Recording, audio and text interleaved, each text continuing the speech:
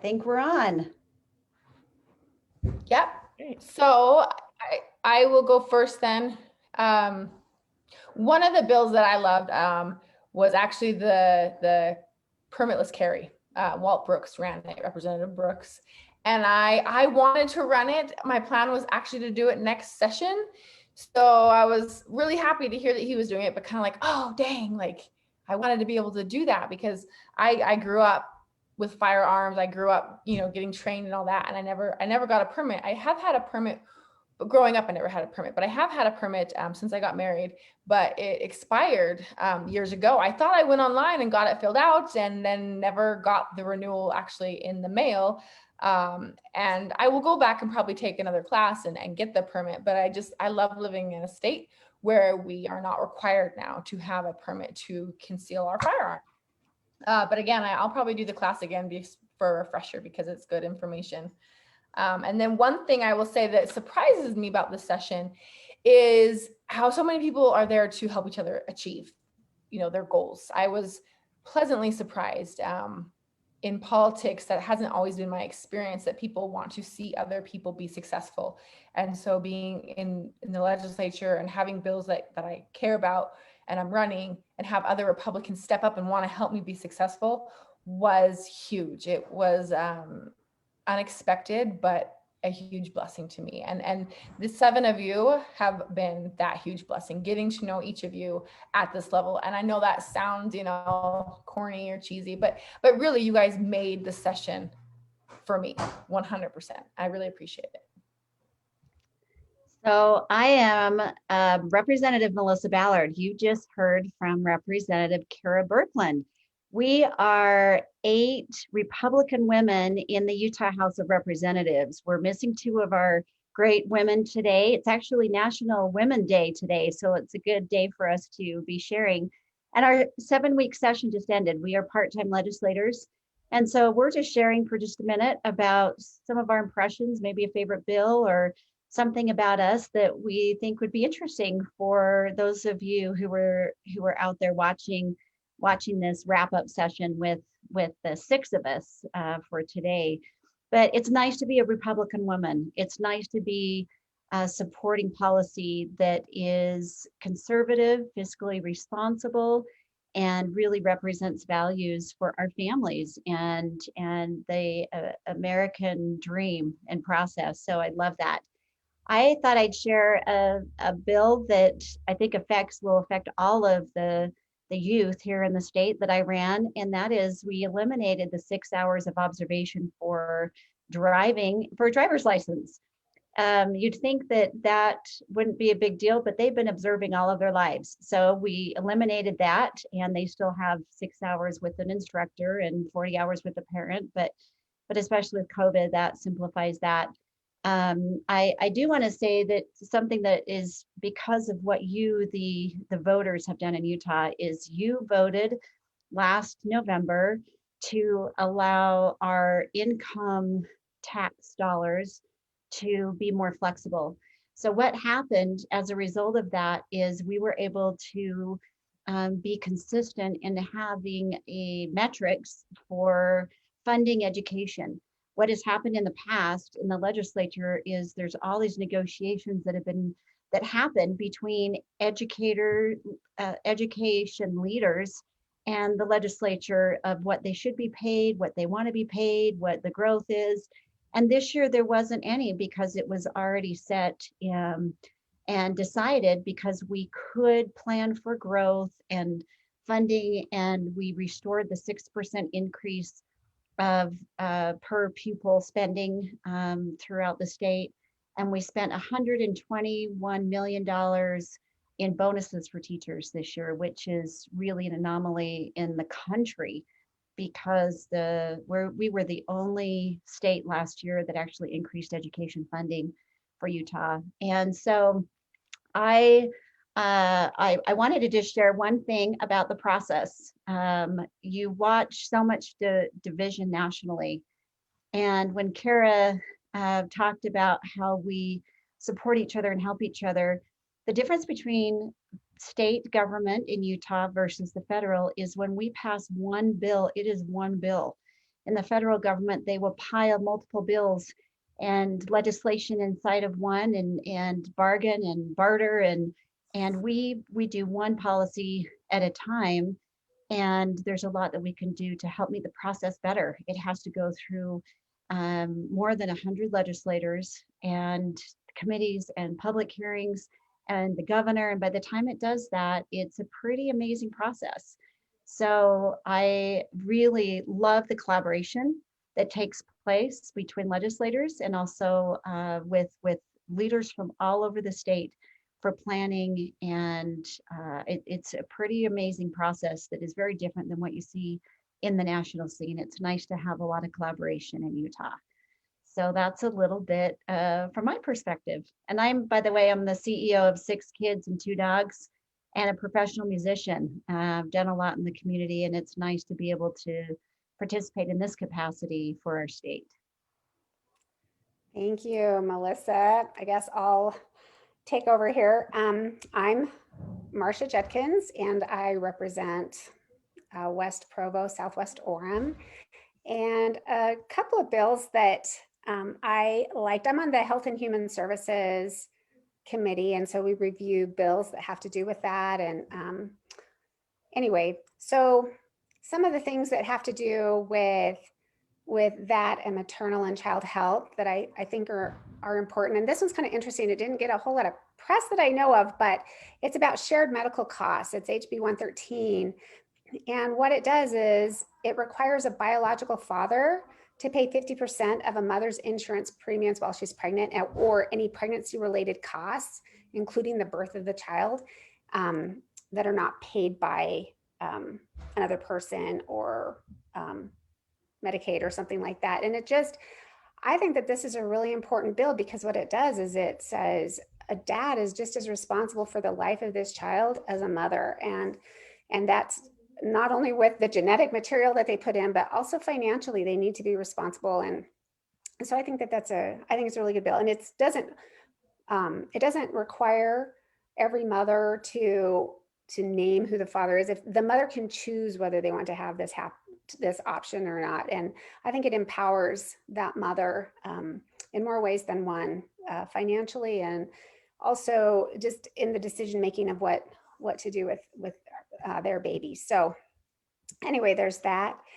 And a couple others that I thought, I don't know, that I just think didn't get a whole lot of press, but I think are important.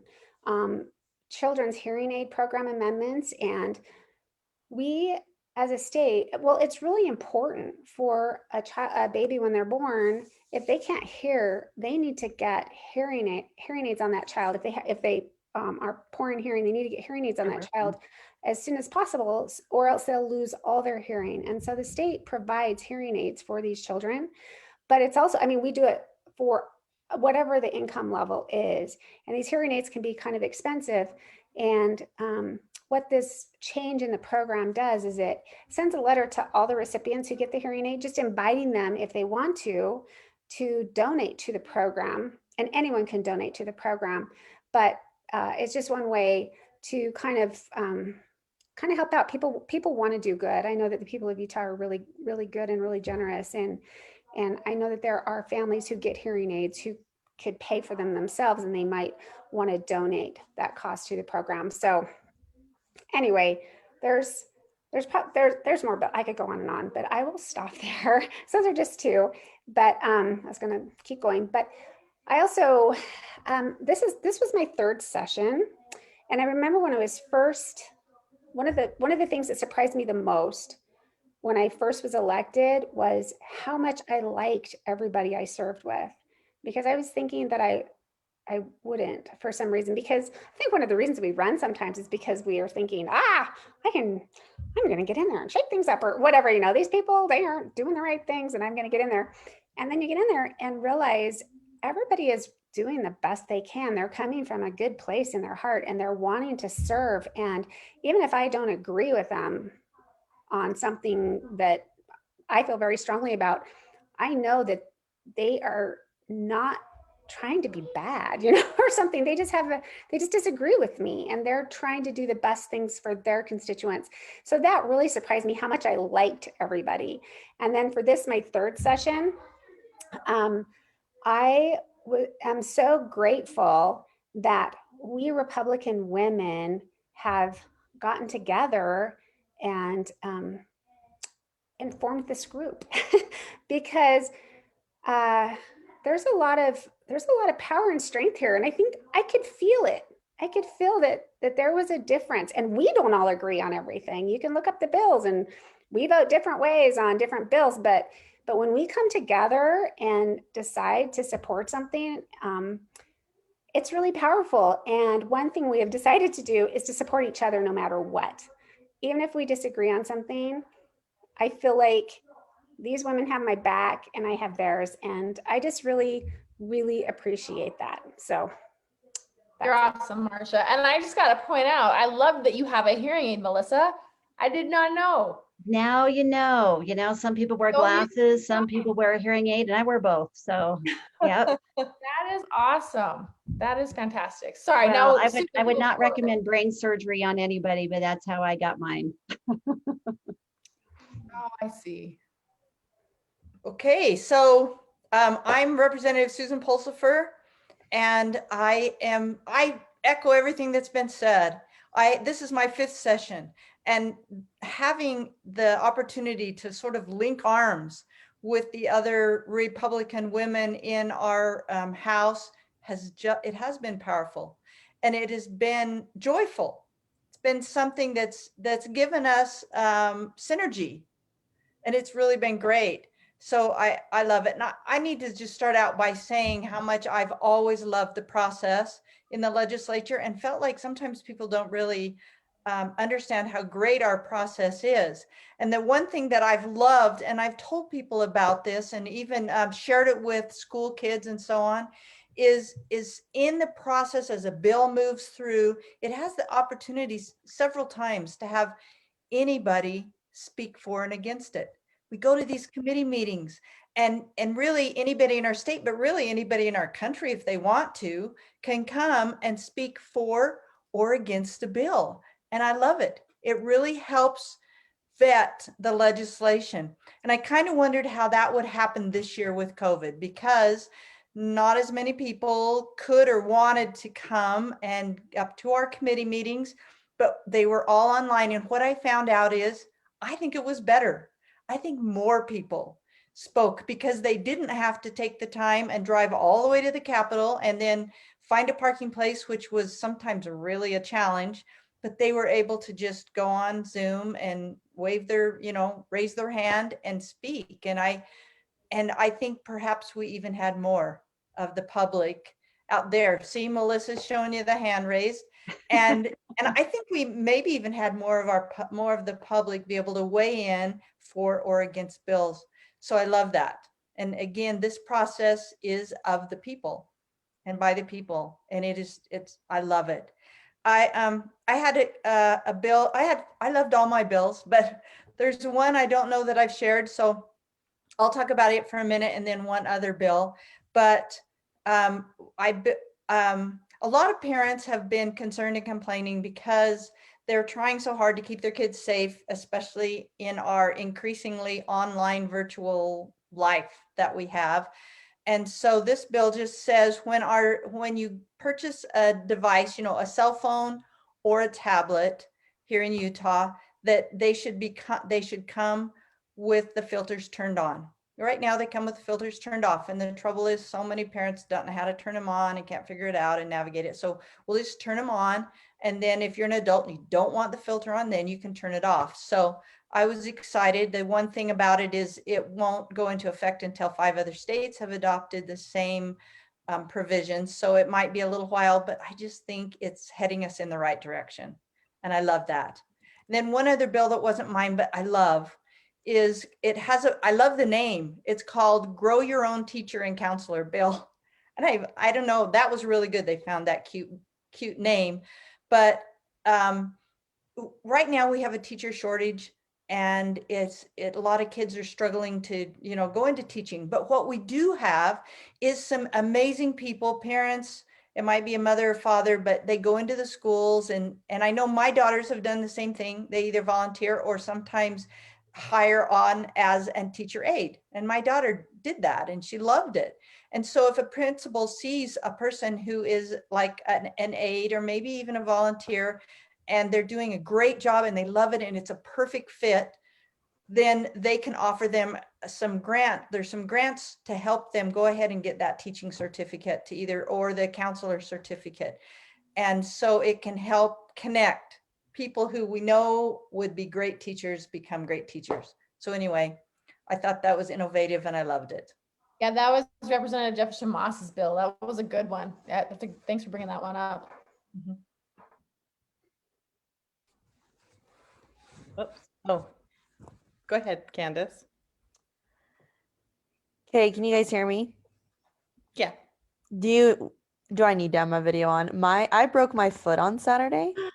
So I am laid up in bed. So but I jumped on so that I could really quick just comment on this. I appreciate working with these ladies. You guys, it's been fantastic. So yeah, I went to a wedding and was dancing with my little boy and didn't realize that the dance floor had about a 8-inch drop off and did something weird. And I heard this crack and then a massive pop in my foot and then I couldn't walk. So anyways, great way to end the legislative session. So I'm sorry. it's all good. It's forcing me to relax. I had like a 3-page to-do list for when I was done. So Candace, 2 years ago, the day after the session ended, I broke my wrist. So oh there's no. nothing about it. Oh my gosh. Here. I just need to like sit in a box the day after the session, make sure nothing happens. Hey, so yes, so really quickly, I think that this session, I agree with what's been said in terms of the added transparency with things being online, and I'm really hopeful that that's going to stick around, and that this process will be in place that individuals of the public are able to contribute in committee meetings, and also hopefully we'll be able to have those in-person meetings again and have our students back up at the Capitol. I'll say that was the biggest thing I missed, was hearing the dull roar in the rotunda from all of the elementary students and high school students there. So that is something I'm looking forward to. In terms of looking back on this session, I think we had a lot of fantastic bills this session. I really do feel like everyone was able to just hunker down and work hard. For me, the big bills, just in looking back on, were the trifecta of our tax bills and having the Social Security addressed, our military income tax, and then especially for young families, the child dependent tax exemption. So I think those are things that when people file their 2021 taxes, those different groups will especially feel it. And I think, as has been mentioned, it was a historic year for education and really exciting. And I don't know if Representative Judkins has mentioned also the increase to our caseworkers' salary, but I'll let her. She really went to bat on that. But that's something being on social services. I was ecstatic that we were finally able to get the needle moving. So we have a lot of work to do over interim. I'm planning on doing some deep dive digging on our disclosure process and what we're required and maybe not required, but should be required to disclose in our conflict of interest forms. And then also trying to make those more transparent, looking at how we can enhance our campus police and security. Anyways, so those are a few other bills. Oh, and then the transportation bill was massively huge for the southwest corner of the valley. Again, I'm sure you guys all covered that, but I'm excited to see continual improvements moving forward. So there you go. That is my overview. Thanks, Candace. I think I'm next. I'm Cheryl Acton. I represent a chunk of West Jordan. And as I was told to think of an observation, something that surprised me and maybe something unusual or unknown about myself. So my observation, yesterday, I was talking to a friend about the session and I found that I could just go on and on and on. And there was so much to be said, but my overall observation is that the Capitol looks and feels like a beehive. And when you're there, it is just, everyone's running around to different committee meetings. And that was true this year also, even with fewer bees in the beehive. But it was, it's just such a lovely building. And so much productivity there. I mean, this year especially, it seemed to me that we had a lot of great bills. I agree with that, and that there were a lot of them were passed. So I was excited about that. The thing that surprised me on two of my bills, I had some initial objections from stakeholders, and I thought I knew why they were objecting. But when I started talking to them, I found out that my thought for why they were objecting was completely unrelated to why they were actually objecting, and that we could find common ground and improve. It was a win-win when we negotiated together. And when I learned what they didn't like about the bill, and I was like, I can change that. And that happened on two different bills. And so sometimes we don't understand why someone may object, but once we really start talking, we find out, oh, well, that's easily fixed. And so it's easier than we might think to find common ground sometimes, because of course we have so much in common, all human beings. So, and then as I thought about what I might share that unusual about me, maybe, I've said this before though, I had children in 3 decades and 2 millennia. So it makes me feel like old as the hills, because my first was born actually in 1989, 32 years ago today. And then my last was born in 2000. So, and then my other thing is I've always loved words, and I've always been a language nerd, and I've studied a lot of languages. So I'm fluent in English, French, and Danish. And then I've studied Latin. Sorry, let me decline this phone call. Latin, German, and Polish. For some reason, I was drawn to that. So those are the things that I wrote down to share. So I think Carrie Ann is next. Thanks. That was great. Thank you for sharing all of that Someone information. really wants to talk to you, Cheryl. You better take that call. So every time one of you spoke, I kept thinking, well, you just said what I was going to say. So now I'm not sure what to say, but I thought I would talk about kind of, and Cheryl touched on this a little bit, but a lot of people, I think, maybe if they understood the process a little bit better, they might engage a little bit more. And I've appreciated the increase in public engagement over the past year. I've definitely seen it, and I think probably all of my colleagues did as well. But when a bill is introduced, it often changes significantly from the time it's introduced to the time it passes. And I know that in my case, most of my bills do. I don't know that I've ever had a bill that went through the whole process and was not changed, although I probably did for a simple one. But it seems like there's always something that the drafting attorney catches, or an individual citizen catches, or a stakeholder catches, that makes the bill better when we change it. And that's part of the process of being available, talking with constituents, talking with stakeholders, and being available and willing to have those conversations is so important. And so while everybody doesn't always get what they want through the process, I really feel like we're able to get the best outcome possible. And if we don't, we can always come back and try again in the next year. That happened to Francis Gibson's. He's our majority leader, and he ran HB 243, which is a privacy bill. And I know that as a legislature, we've really been trying to focus on consumer and individual privacy in the state of Utah.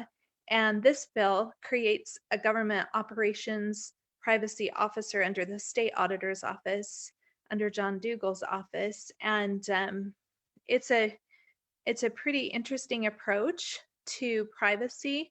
I think it's an important bill, and I was happy to support that bill. I would also echo what's been said about our group of ladies. We may not always agree, and we do vote differently, like Marcia said, on the different bills and even on each other's bills, but it's definitely a feeling of camaraderie and just mutual respect and support as we go through the process. And I'm grateful to these ladies. They've been just amazing to work with. And I think we've pushed some really good policy this year and have some plans for some really good policy next year based on Republican values and principles that will really wade into this a few spaces that we really haven't made a lot of policy proposals in. And so I think it's going to be a really good collaboration that we have going. All of my bills passed except the one that I held, and I was grateful for that. I worked really hard. A couple of my bills I've been working on for 3 years. And so I was really grateful that we got them done this year. And one of them I'll continue working on. It will be an ongoing effort. But I was also pleased with some of the bills that I floor sponsored.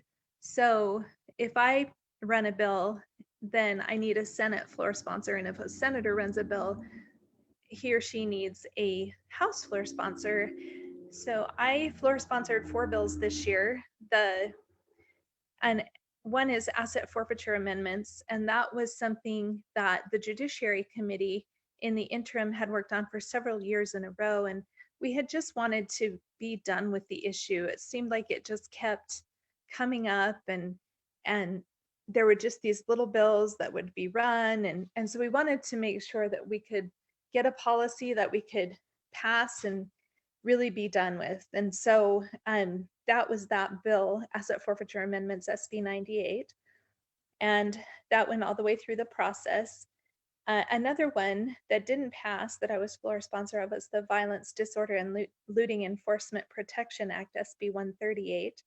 That was a really good bill. We were able to make some significant changes to it to make it more clear and understandable for law enforcement, as there were some concerns there.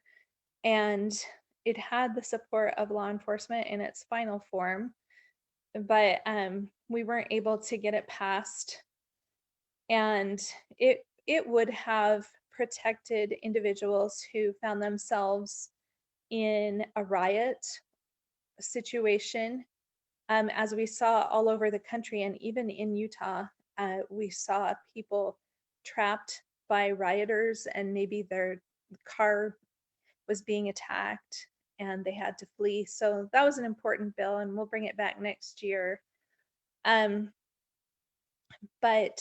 just wanted to say that we are always available to talk. Most of the bills that I run are bills that my constituents bring to me or other people in Utah bring to me and propose, and through a process of collaboration, we're able to come to a policy proposal that we think will pass and that will be beneficial to the people of Utah. And it's a process that shouldn't just involve legislators. It should involve everybody, all of the citizens of Utah, in making sure that the process is good. As Melissa said in a previous conversation that we had with you, over the House, it reads Vox Populi, which is Latin for the voice of the people. And we can't be the voice of the people if the people aren't talking with us. And so just grateful for the outreach and the conversations that we've had, and thankful for my colleagues. And is there anyone else who needs a chance to talk? Well, unless Chris hops on, we do have a question. Are you guys okay answering Sure. a question that was asked? Yeah. Laura Lee asked, I'd be interested in knowing how you all feel about your interactions with your male legislators. Are you treated respectfully and as equals? I'll jump in.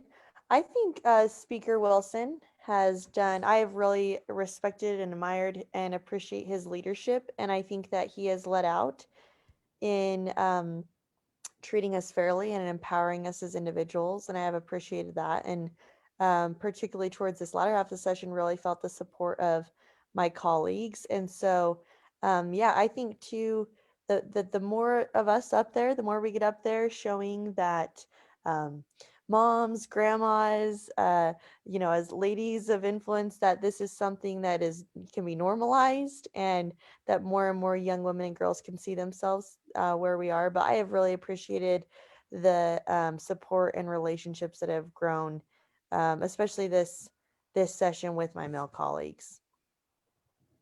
Well I- said, I- Candace. I agree. I've been serving, Susan and I came in on the same class. I think we're probably the longest serving female legislators other than Christine, who served previously and then came back.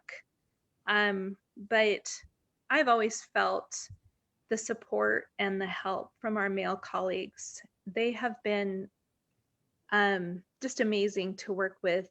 And it's just been wonderful to feel the support.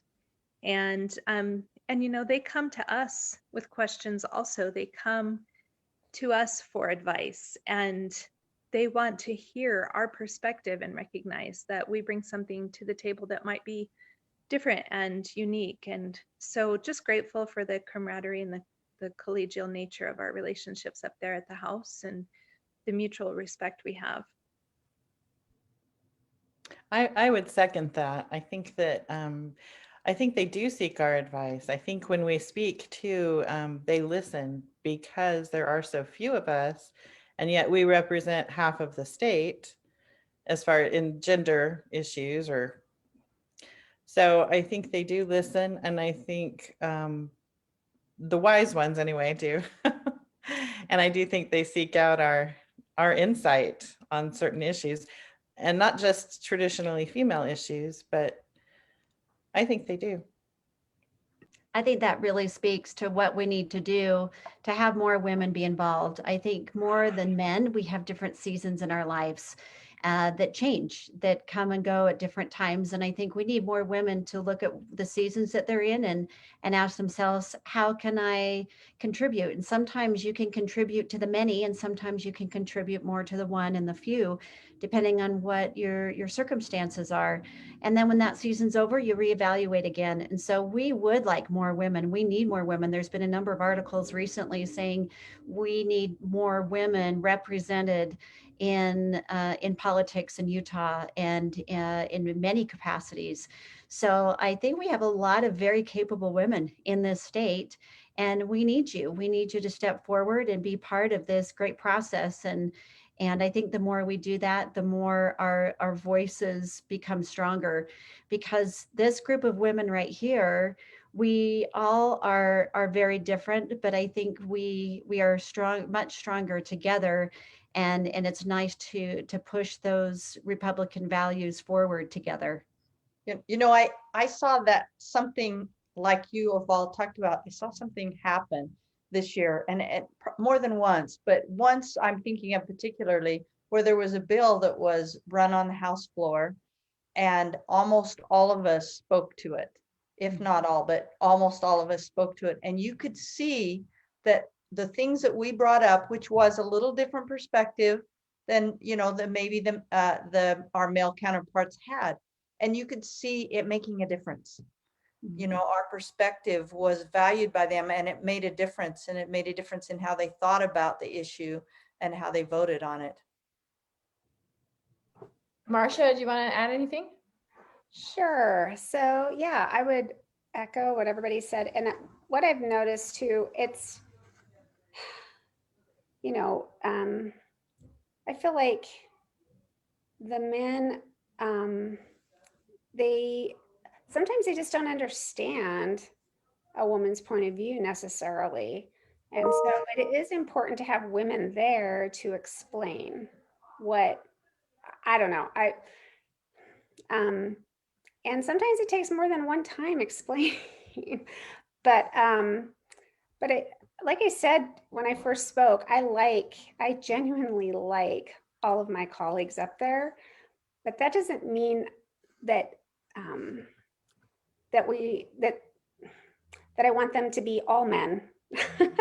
We do need a balance, because our voice really is important, and we are just kind of finding our voices. And there has never been that many women in the legislature. And so we're still finding our feet and finding our voices. And I think that the men, of course, it's a little different for them, but they have been really good to try and, you know, make sense of what we're trying to say and what we're trying to do. And it's just, we're all different, right? And so anyway, I've just really enjoyed all of it. And I would like to see more women making their way into the legislature. And I think that that's only going to strengthen the whole legislature. And and men would agree. I think the men would agree that yes, we need to have that perspective. So That's awesome. I gotta tell you, I agree completely with what's been said. I always loved it when I would get a phone call at my desk and they'd say, "Hey, Birkeland, what do you think about this bill?" I was like, "Oh, thanks for asking my opinion on a bill," because they did care. And multiple times, I think Candace and others, you can attest to the fact that we were told that when we spoke up and when we did say something, people listened, because it was like, oh, one of the women speaking, let's hear what they have to say, because we do bring that perspective. And I think now's a good time to, if someone wants to kind of jump into what our goal is over the interim as a group of women. I don't know, Candace or Carrie Ann or Melissa, does one of you want to talk a little bit about our PAC we're forming? Yeah. Who's Go ahead, Carrie, and I'll jump on after you. okay? Well, we've talked. Susan and I have actually talked about this quite a bit over the years that we've been serving, and then Candace and Melissa came in, and they've had some great ideas also that they've brought to the table. And I think combining all of those, we have decided that we want to start a PAC to support Republican women in the pipeline. So not necessarily just for legislative runs, but for city council runs. I know that Susan started in a school board and on a school board, and I started on a city council, and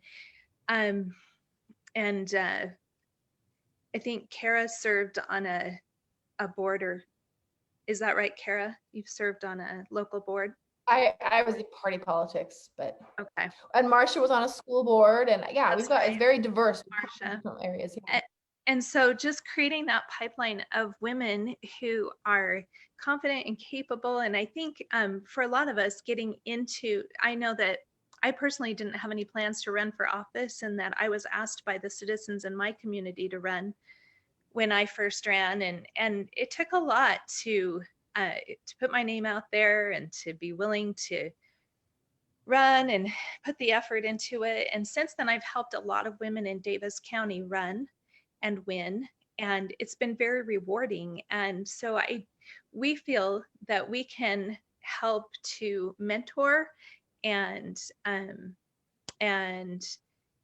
push and fund and help women that are conservative women in Utah run for office. And we feel like that would be representational of the state of Utah, the citizens of Utah. The majority of Utahns are very conservative, and I think that a lot of Utahns really like to support women running for office. I know that I felt that support when I ran for city council and also for the legislature.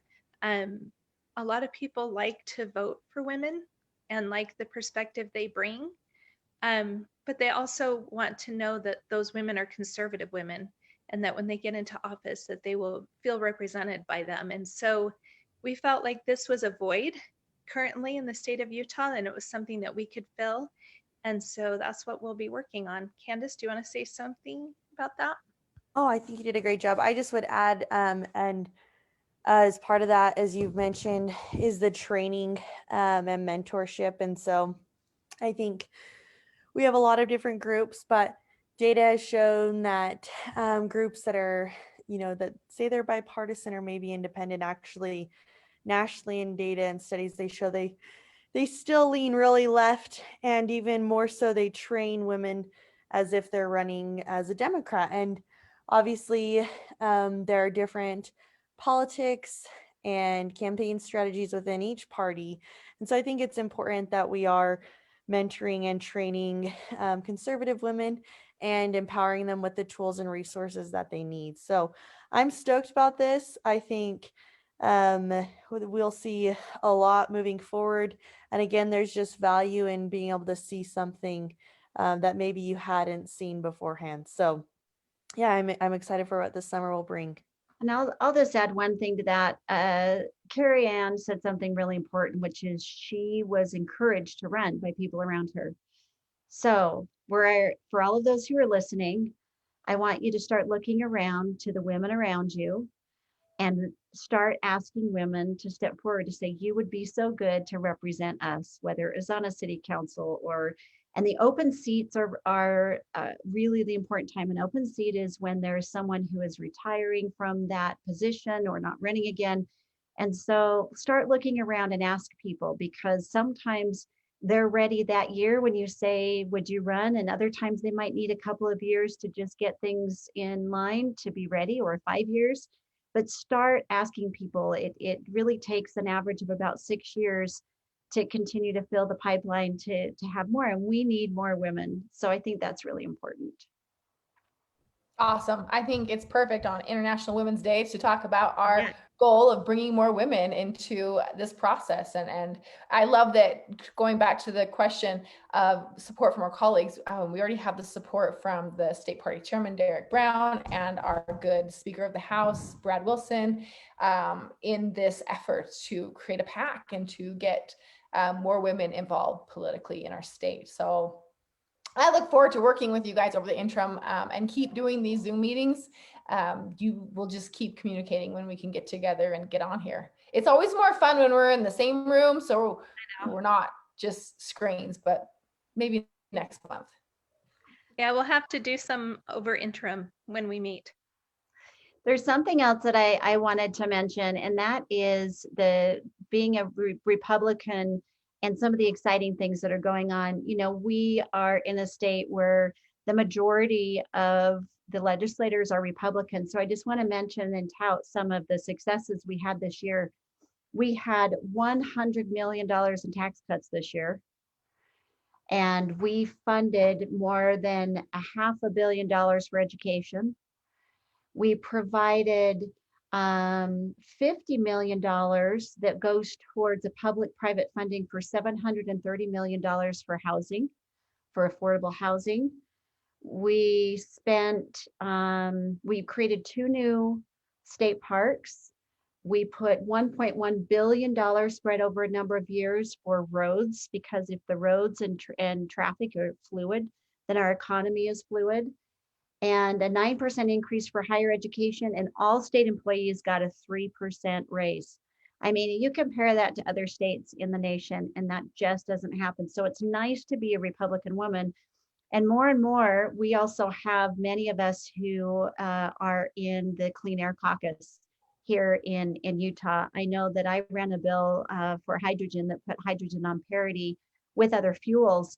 And being an advocate for clean air and the environment is, some people think it's just a liberal thing, but it's not. It is a conservative value for us to have quality health and clean energy. And I know that we've been working extensively with the oil and coal industries to look towards the future of how we can continue to have clean energies. And so all of these values and tax cuts and supporting families and supporting education, these are really good policies.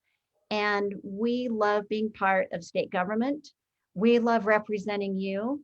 And Carrie Ann also mentioned something that really the bills that we run are my idea, or they're your idea, or there's an expert's idea. So we want you to reach out and come up with solutions. We want to be part of creating those solutions. And I think that's what women do really well. We are very naturally multitasking with our community and with our families, but that also means we're constantly coming up with solutions to make things better. So we would love to have your ideas for Republican values that can continue to make this a great state.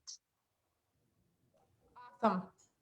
Awesome. Well, thank you all. Thank you for joining us if you've been online, and thank you. Hopefully we can get Representative Watkins on next time so the 8 of us can be together. But we'll just try to update you guys as the months go on what's happening with the Mighty 8, the Utah House Republican Women. Thanks so much. It's good to see you ladies again. Bye. Thank you. Have a Bye. great day. Bye. Get better, been great. Candace. Bye. Thank you. Bye. Sarah.